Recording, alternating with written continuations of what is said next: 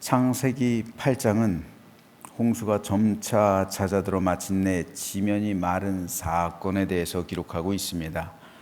하나님의 심판이 드디어 끝나고 죄악으로 가득했던 세상이 정화되었습니다. 그리고 다시 이 땅이 새롭게 됐습니다.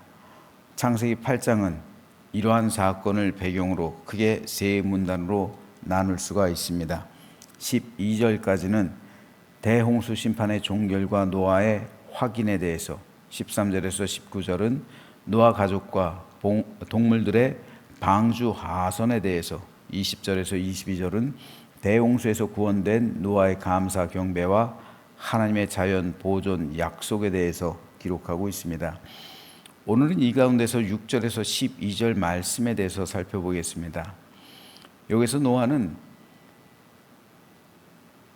방주에서 까마귀 그리고 비둘기를 각각 내놓은 사건에 대한 기록인데요. 다 읽지는 않겠습니다. 여기 보면은 대홍수는 2월 17일에 시작됐습니다. 그리고 150일이 되는 7월 17일에 물이 지면에 창일했고요. 그때까지 그로부터 73일이 지난 10월 1일 주변의 여러 산들의 꼭대기가 보이기 시작했습니다. 그리고 그로부터 40일이 지난 11월 10일에 노아는 방주의 창을 열고 까마귀를 날려 보낸 거예요. 이것이 그에 관한 기록이에요. 지면에 물이 얼마만큼 말랐는지 알아보기 위해서였습니다. 하지만 까마귀는 방주로 돌아오질 않았어요. 그리고 물이 마르기까지 밖에서 날아다녔다는 말이에요. 자, 그러면 제가 여기서 성경 퀴즈를 하나 낼게요. 하나님께서 모세에게 말씀하신 율법에 의하면, 율법은 하나님께서 정하신 것이죠. 모세에게 말씀하신 거예요. 그 이후로 사람들이 정한 건 장로들의 전통이라는 그런 계명이 하나님께서 말씀하신 것이 아니라 장로들이 정했다는 거예요. 그 세부 사항들을. 그래서 그걸 장로들의 전통이라고 부르고 있는 겁니다. 하지만 원래 민수기, 신명기, 레위기에서 기록하고 있는 것은 그 율법은 하나님께서 직접 제정하신 거예요. 거기에 보면 정한 짐승과 부정한 짐승의 규례도 나오죠. 이것도 하나님께서 그 기준도 정하신 거예요. 직접. 모세가 정한 게 아닙니다. 하나님께서 직접 정하셨는데, 그렇다면 까마귀는 정한 짐승일까요? 아니면 부정한 짐승일까요? 까마귀요. 하나님께서 모세에게 말씀하신 규례에 의하면, 그 규례에 의하면 까마귀는 부정한 짐승이에요. 왜 하나님은 까마귀를 부정한 짐승이라 규정하셨을까요? 그 이유는 먹이 활동에 있어요. 까마귀는 잡식성이죠. 그리고 시체 또한 먹는 짐승이에요. 동물의 사체를 먹는다고요. 즉 사체를 먹기 때문에 하나님은 까마귀를 부정한 짐승이라 규정하신 거예요. 사체를 먹는 모든 짐승은 다 부정한 거예요. 왜요? 시체를 만지기만 해도 부정한데 시체를 먹기까지 하면 얼마나 부정하겠어요. 짐승이든 어떤 육신을 가진 그 동물이든 그 시체를 먹으면 부정한 거예요. 따라서 오늘 본문에서 까마귀가 물이 마르기까지 날아다녔다라는 말은 까마귀 어깨가 강해서 문자 그대로 물이 마를 때까지 일주일이건 2주일이건 날아다녔다는 의미가 아니에요. 어떻게 새가 2주일을 날아다닙니까? 쉬지도 않고. 그럴 수 없죠. 까마귀가 물이 마를 때까지 날아다녔다는 것은 밖에서 먹이 활동을 했다는 거예요. 즉 밖에는 여러분 물이 가득 찼죠. 물만 있을까요? 그 위에 시체들이 떠다니는 거예요. 시체들이 둥둥둥둥 시체들이 떠다니는 거예요. 그러면 까마귀가 어디에 앉아요? 그 시체 위에 앉았다는 거예요. 힘들면 시체 위에 앉아서 배고프면 그 짐승의 시체를 뜯어 먹었다는 거예요. 그러니까 물이 마를 때까지 까마귀는 계속 그렇게 먹이 활동을 한 거예요. 시체 위에 앉아 있다가 이거 배고프면 뜯어먹고, 목마르면 그 옆에 물 마시고, 그리고 또 날아다니다가 계속 이렇게 물이 마를 때까지 까마귀는 그렇게 살았다는, 그래서 방주로 안 돌아왔어요. 그런데 그와 동시에 다음에는 노아가 비둘기를 내놓았습니다. 비둘기는 까마귀와는 달라요. 비둘기는 정한진승입니다. 왜냐하면 비둘기는 시체를 먹지 않아요. 그래서 비둘기는 발붙일 곳을 찾지 못해요. 찾지 못했다는 것은 비둘기도 분명 시체를 봤죠. 둥둥 떠다니는 시체를 봤어요. 하지만 시체를 먹지 않기 때문에 시체 위에 내릴 생각을 안 하는 거예요. 보니까 비둘기가 내려야 될 장소는 나무 같은 곳인데 없어요. 그러니까 방주로 되돌아온 거예요. 그리고 일주일 또 기다려요. 다시 비둘기를 내보냅니다. 그런데 이번에는 비둘기가 나뭇이파리를 하나 가져와요. 그래서 많이 말랐구나. 그걸 알고 다음번에 내놓았을 때는 이제 돌아오지 않았다는 거죠. 왜요? 발붙일 곳이 많이 있었고 먹을 것이 지면에 널려 있었다는 것을 의미했기 때문에, 그래서 노아는 방주의 문을 연 겁니다.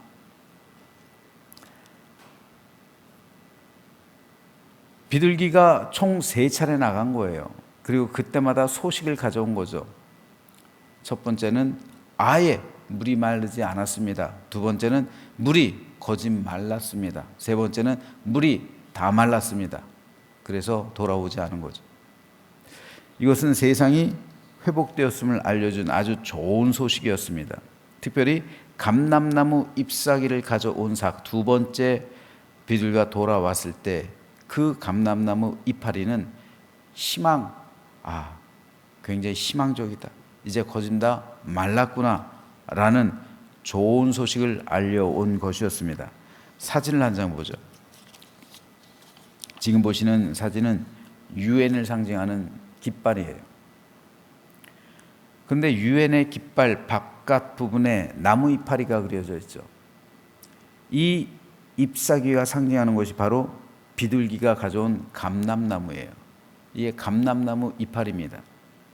이로써 유엔은 세계 평화를 선포하는 거예요. 그래서 비둘기는 평화의 소식을 가져온 평화의 전달자, 평화의 상징이에요. 올림픽 때 괜히 비둘기를 날려보내는 게 아니에요.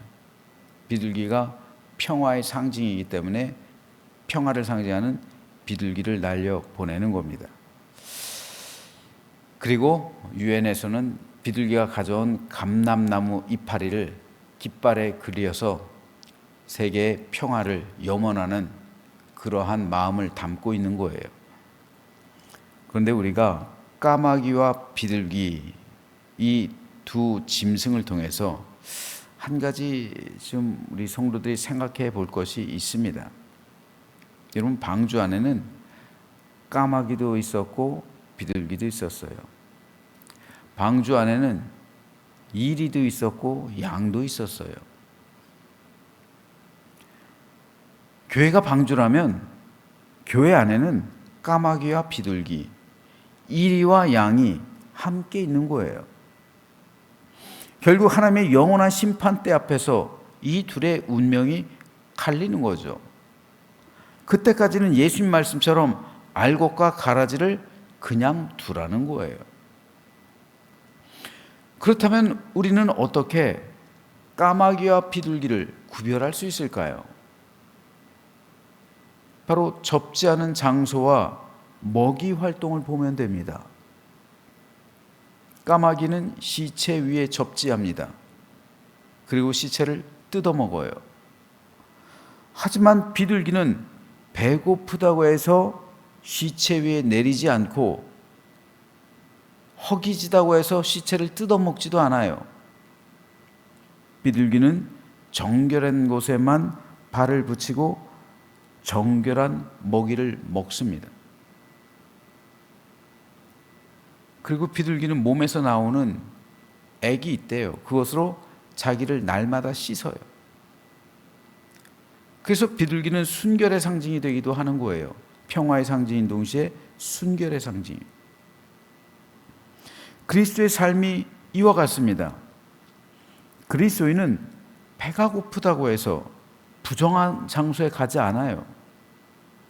굶주린다고 해서 시체를 뜯어 먹지 않습니다. 그리스도인은 세상에선 발붙일 곳이 없어서 날마다 교회에 와서 하나님과 교제하는 사람입니다. 그리스도인은 하나님께서 주시는 일용할 만나, 그것으로 만족함을 누릴 수 있는 사람입니다. 그리스도인은 날마다 자신을 씻는 사람입니다. 그리스도의 보혈로 씻는 사람이에요. 그래서 순결함을 유지하는 사람입니다. 그리스도인의 입에는 평화를 상징하는 감람나무 잎사귀가 물려져 있습니다. 즉 그리스도인은 복음을 전하며 하나님의 평화와 안식을 선포하는 사람이에요. 평화를 가져오는 사람입니다. 좋은 소식을 가져오는 사람이에요. 좋은 소식이 구원이잖아요. 비둘기가 감람나무 이파리를 그 잎사귀를 입에 물고 방주로 돌아온 것, 좋은 소식을 가져온 겁니다. 좋은 소식을 전하는 사람이에요. 그리스도인들은. 놀라운 사실은 감람나무 기름으로 성소를 밝혔다는 거예요. 예수님께서 너희는 세상의 빛이다 라고 말씀하셨죠. 여기서 말씀하시는 세상의 빛, 세상에서의 그 빛이다. 그 빛이 바로 성소의 빛을 의미해요. 그 빛을 내는 재료가 감람나무 열매로 만든 기름입니다. 즉 올리브유예요. 예수님께서 마지막으로 기도하셨던 곳이 겟세마네 동산이죠. 겟세마네란 뜻은 기름을 짜낸다라는 의미예요. 즉 감람나무 열매 기름을 짜내는 곳, 겟세마네 동산이 감람산에 있잖아요. 감람산 올리브산이잖아요. 거기서 올리브 틀이 있고 그 올리브유를 짜내는 곳, 그것이 겟세마네 동산이에요. 그 겟세마네 동산에서 주님은 자신의 영혼을 짜내신 거예요. 마지막으로 짜내신 겁니다. 그리고 기도하신 거예요. 그 기도 후에 십자가를 지러 가셨잖아요. 비둘기가 앉았던 것이 바로 이 감람나무입니다. 그리스도인이 발붙이고 살아가야 할 곳은 그렇기 때문에 세상이 아니라 우리의 감람나무가 되신 예수 그리스도의 십자가예요. 우리는 하나님의 은혜에 발붙이고 살아야지 곤고하다고 해서 부정한 곳에 발을 내리거나 배고프다고 해서 더러운 것을 먹어서는 안 됩니다. 이것이 성도예요.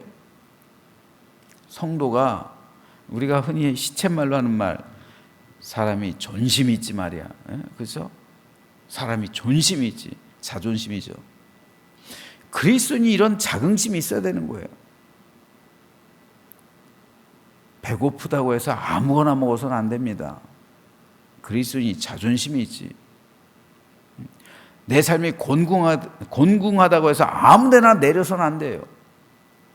까마귀처럼 그냥 시체 위에 내리고 더러운 물 마시고 그냥 시체 뜯어먹고 그건 세상 사람입니다. 그리스도인은 자존심이 있지. 하나님의 자녀로서 배고프다고 해서 그냥 시체 위에 내리거나 그냥 그걸 뜯어먹어서는 안 된단 말입니다. 우리는 비둘기처럼 순결하고 정결한 영혼을 가진 하나님의 자녀들입니다. 이게 우리의 정체성이에요. 그래서 성령님을 비둘기 같다라고도 말씀하시잖아요. 예수께서 세례를 받으시고 무트로 올라오실 때 하늘이 열리고 비둘기 같은 성령이 임하셨잖아요. 제자들에겐 불 같은 성령이 내리셨는데 예수님에겐 비둘기 같은 성령이 내리셨잖아요. 이 비둘기, 평화를 상징하죠. 여호와 샬롬이 임하는 거예요. 그렇다고 해서 예수님이 세례를 받고 무트로 올라오신 그 이후로부터 예수님이 부자로 사셨을까요? 세상에서 더러운 것들을 먹으셨을까요? 아니요. 오히려 세상에 부정한 것을 정하게 하셨잖아요. 비둘기 같은 성령께서 임하시니까 그 능력으로 인해서 세상에 부정한 것들을 정하게 하는 능력이 예수 그리스도에게 생기셨단 말이에요. 더 있었던 거죠. 그 능력으로 사셨던 거죠. 마찬가지예요. 그리스도인은 부정한 것을 정하게 하는 능력을 가진 사람이에요. 그러므로 우리 성도들은 언제나 비둘기처럼 순결하고 정결한 심령이 되어서 믿음의 백성으로 살아가야 한 그런 존재가 된 줄로 믿으시기 바랍니다. 이번 한 주 동안 여러분은 분명 부정한 세상 위를 날아다니게 될 겁니다. 여러분은 분명 많은 사건 사고를 경험할 것이고 많은 사람을 만날 것이고 많은 일들을 경험할 겁니다. 하지만 까마귀처럼 부정한 세상에 발을 내리거나 부정한 사체를 먹는 것이 아니라 비둘기처럼 정한 곳을 찾아 발을 내리고 그곳에서 하나님께서 예비하신 정결한 은혜를 머금게 되기를 소망합니다. 이것이 우리 그리스도인의 정체성이에요. 하나님께서 예비하셨을 겁니다. 여호와 일에 하나님께서 여러분이 발을 내릴 장소를 예비하셨을 것이고 여러분들이 먹을 양식을 준비하셨을 겁니다. 그것을 찾기까지 우리 하나님의 은혜를 사모하며 이번 한 주간도 성령님께서 여러분과 함께 하셔서 여러분의 영혼을 보호해 주시고 여러분의 삶을 정결하고 아름다운 것으로 채워주심을 믿고 기대하시면서 하루하루 우리 주님과 동행하는 순결하고 정결한 믿음의 인생길 되시길 주님의 이름으로 축원합니다.